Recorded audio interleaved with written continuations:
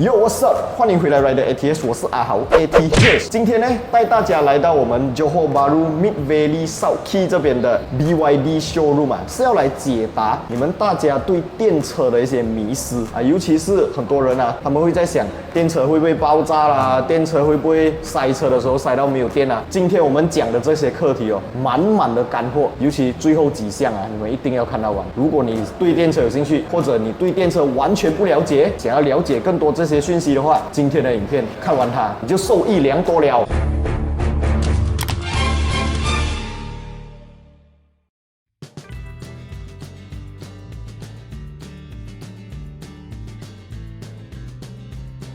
影片开始前，就让我们来看一下70迈的最新产品70迈 A810。70迈 A810，它是一个支持拍摄 4K HDR 超高清的行车记录器哦，而且它的主摄镜头啊是来自 Sony 的 Starvis2 IMX678 的镜头，它是可以支持高达60 frame per second 的帧率哦。一般上电影院播放的电影都是24 frame per second， 而70迈的 A810呢，它是可以支持比它们高3倍的帧率啊，也就是说你在高速行驶的情况下，有一些车他们用高速切入你的车道，还是可以清晰的拍摄得到他们的车牌号码，还有他们的车的动态。所以如果发生什么碰撞意外的话，是更加能够保障整个画面的画质清晰度。除了前方非常好料的主摄镜头以外啊，在后方的镜头呢，还是一个全高清的 HDR 后方拍摄镜头，所以你们可以想象得到，它拍摄出来的画面是非常的高清的。AI Detection 功能还有超级夜间模式呢，这一次在 A810 上面也是搭载的哦。如果你要远程监控你的车的话，也可以买70迈的 4G Hardware Kit 哦。不管你去到天涯海角，都可以知道你的车当下的状况是怎么样。这一点真的太 good job 了。如果你们想要买到这个非常好用的70迈 A810 的话，都可以在我的影片下方 description 还有留言置顶区那边找到它的购买链接，点击进去你们就可以查看 A810 的价钱了啦。这样好看的产品，大家千万不要错过啦。那今天在影片开始前，也要非常感谢常驻嘉宾 Ryan。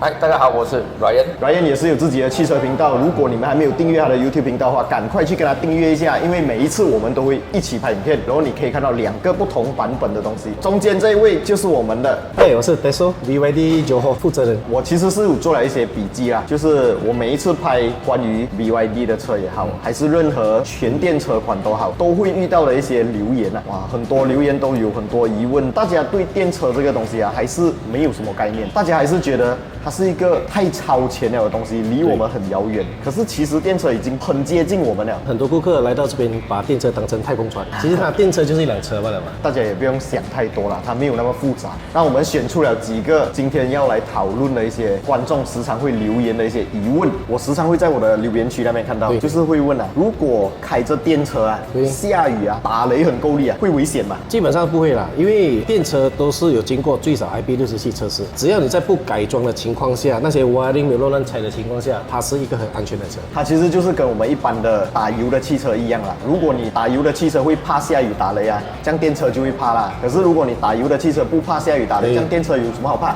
对，其实是一样的。然后还有一个啊，时常看到的，可以讲是疑问中的 top 3啊，淹水啊，电车怎么办？基本上在不改装的情况下，电车过水淹水的时候会比普通车更安全，因为我们没有那个nozzle intake，它不用吸风啊，吸风如果进到 engine 里面，它就会炸 piston 嘛。所以基本上电车只要你在很安全的速度、不改装车的情况下过那个淹水是没有问题的。如果是说它真的过了水，过后检测到电池有问题，这样子是安在warranty里面吗？原厂车的情况下，基本上是封闭式电池是不会渗水进去的。如果是真的是在不改装情况下渗水进去，我们会有那个 warranty。还有一个其实也是 top 3的问题，在那个问题出来之前呢，我们先来预告一下，今天这一部影片啊，不是白白看罢了，有送奖品的啊。如果你们今天看了这一部影片，对 BYD 的汽车啊有兴趣的话，都可以来找我们的 Teso， 跟他下单的话呢，将会获得限量版的坐上这个非常精美的 BYD 小熊啊，买不到的BYD 正品。对，这个是我从深圳带回来的，应该还有剩下几只。所以如果你们下单的话，会有很特别的优惠，几特别我们等下来讲。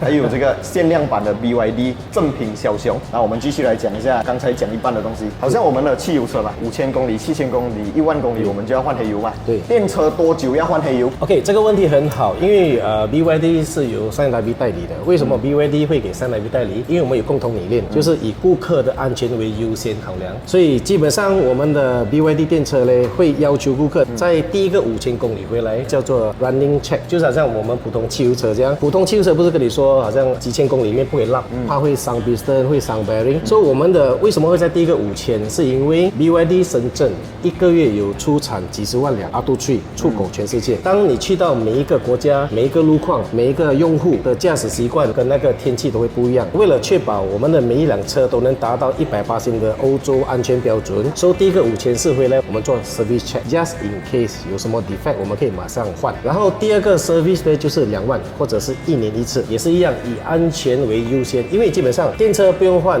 黑油，不用换牙油，连 power steering 都没有油。如果有需要，我们会再报价给你们知道。还有一个就是啊，因为我们马来西亚汽油很便宜，这样买一辆全电车啊，充电跟打油相比起来啦，是真的有省到钱呢，还是只是一个噱头？因为我们马来西亚油真的太便宜了，所以会不会有一个可能性是我用充电反而贵过打油了 ？OK， 这个问题很好。电车我们是鼓励大家在家里充，为什么呢？因为家里的电费肯定比外面的那些 fast charging 电费来的便宜。我们从18%到100%的 charging，就是可能需要50个 kilowatt，50个 kilowatt， 如果你看你家里的电费就是5毛7的那个 tariff，你乘以50个 kilowatt， 大概是28.8块，就是充满。因为 LFP battery 是唯一的一个可以充满的，28.5块到28.8块，你可以跑最少420、450公里。所以如果你在家充电的话，肯定是比你去外面打油便宜。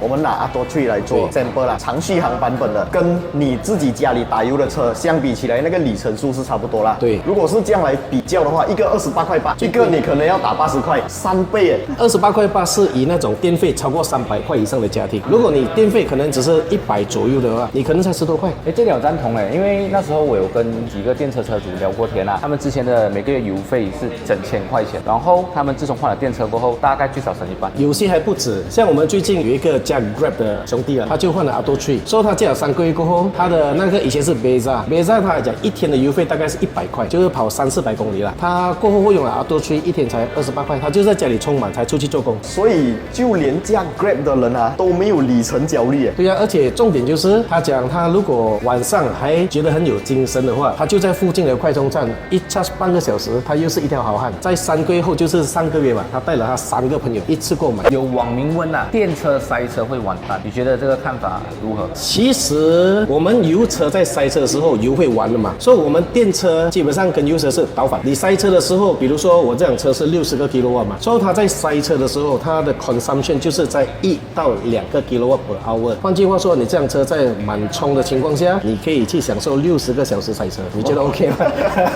哇，60个小时很够力，2天多嘞。我觉得 planning 是很重要，我们不可能好像我现在从新山我要去 KL， 28的车油我就出门嘛，我一定会去打油啊，对不对？对。其实跟你用打油的方式一样，你在家你先把你的车充满，这个又是另外一个讲法了。你如果加电车的话，你用你睡觉的时间充电对你隔天睡醒你直接可以出门了。可是如果油车你还真的是要去油站除非你家是开油站然后有时安全也是一个考量了。我们家油车虽然很方便打油，可是像有些女性，你知道明天早上5点6点要出门，可是5点6点油站还没有开你是不是被迫要晚上10点11点去油站打油？所以就是一个社区保安的问题咯。是。不过讲到这个充电的动作我有跟电车车主聊过他们讲当他们习惯过后，他们其实每天会无意识的去自己回到家里充电。一样的，好像我这样子我是一个拍影片的嘛，我的手机每天就是一直在拍，很多情况下会拍到手机没有电，我一上车自动的反射动作来的，我一上车那个 wire 我就渡进去了，然后我一回到家，我一看到我的桌子那 wire 我就渡进去了。电车跟电话是一样的，他的朋友有一个故事是这样子，他就喝醉了，然后回到家，他连自己怎样回家他都不懂，可是他记得怎样充电。好，接下来的问题呢，就是比较 serious 的 case 关于这个电车当然是有很大面积的电池在底部嘛。对。会不会因为马来西亚的路况很烂，过墩撞到？因为我们都知道电池如果 impact 的话，是会有几率爆炸的嘞。对。我们马来西亚的路到底适不适合用电车？我去过中国，我去过很多国家，他们的马路是美到可是马来西亚有那种玻璃链，所以会不会我撞一个路洞我刚好卡到撞到那个电池，完蛋了。如果是严重一点来讲，我们发生意外，我们给人家 side impact，还是我们自己不小心去撞，就好像之前不久前前的一个那个在艺人啊，台湾啊，对对，那个艺人啊。可以，基本上比亚迪是做电池出身的嘛，所以他在设计这个阿多去的时候，他有经过了重重的那个设计，包括我们现在是用 ePlatform 3.0，听到3.0就是讲它已经第3代了，所以当然会进步再进步。然后还有一个就是你刚才讲的撞到路洞会不会坏？我们的电池before 到电池它会有一层保护网，我们叫 Armor Shield， 类似坦克车的皮，它有一个保护层在下面，所以除非你是很故意的撞击它，它才会有机会破损。这样破损就完了，爆炸了。暂时我们 LFP battery 就是 Blade battery 啦，是占到今天为止还是世界最安全的电池。我在中国深圳 BYD 的老家就有看到他们做那个测试，他们就用那个针刺来插一般电车的电池，直接爆，对很夸张那种我们全场的人都吓到，那个火焰真的很大。可是 Blade battery 它插下去啊，连烟都没有。那个是最极端的 accident 测试，你不管前面撞、后面撞、左边撞、右边撞，我们也不知道会不会有螺丝钉或者是铁片插进去电池里面，导致自燃或者自爆。所以我们 LFP 到今天为止好彩啊，还是世界最安全的。包括某 T 牌也是用我们的 LFP battery 吗？好，今天呢，相信已经解答了很多人的疑虑，也顺便给了那些一直在网络上面谣传车祸会爆炸啦，淹水会触电摔到人啦，下雨天不可以驾电车啦，塞车就完蛋了的那些人真的是打脸。还有一个新的，在家里充到跳电。single phase 如果会跳电，你加冷气跳电了，你加热水器跳电了。对，这个是装工的问题，所以大家如果要在家里装那个 wallbox， 请一定要确保那个装的人要有 TMB Green Certificate。我们都会建议你们用我们的那个专业人士，因为电车嘛，你们现在给到我的期是8年。对，8年。如果是说过了8年过后要怎样？基本上很多人都有这个烦恼，大家要相信科技的东西是不可能会有 price increment 的，它只会越来越便宜。这个就是科技产品的一个好处。好了，基本上我的问题大概是这样子啊。所以今天的这些内容，相信可以帮助到很多人对于 BYD、对于电车、对于电池技术有很多疑问的网民朋友啦。那如果你们想要买到 BYD 的新车呢，当然一定要来到我们的这个 Johor Bahru 这边 South Key 的 Mid Valley Showroom。你只要随着它的路这样绕，你就会看到了。对，它在路边罢了。然后如果你们想要买到 BYD 的车款呢，都可以联系我们的 Tesla 哥，我会把他的联络方式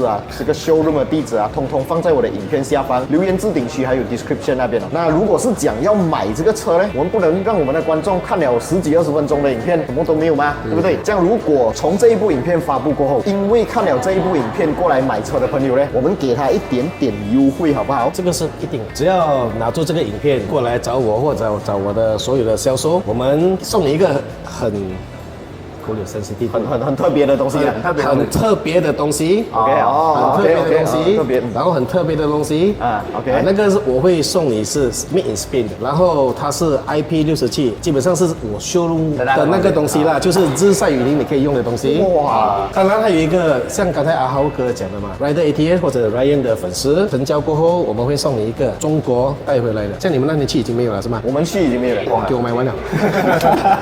全马 BYD 只有柔佛有这个东西。好，所以今天如果你们看了这部影片有兴趣的话，记得在我影片下方找到他的联络方式啦。BYD 目前我们在拍这一部影片的时候，只有一款车就是 Atto 3，接下来还会陆续引进一些车款，我们都会第一时间为大家报道啦。到时你就叫那个去走街咯。 OK 没问题，没问题，达成协议。达成协议。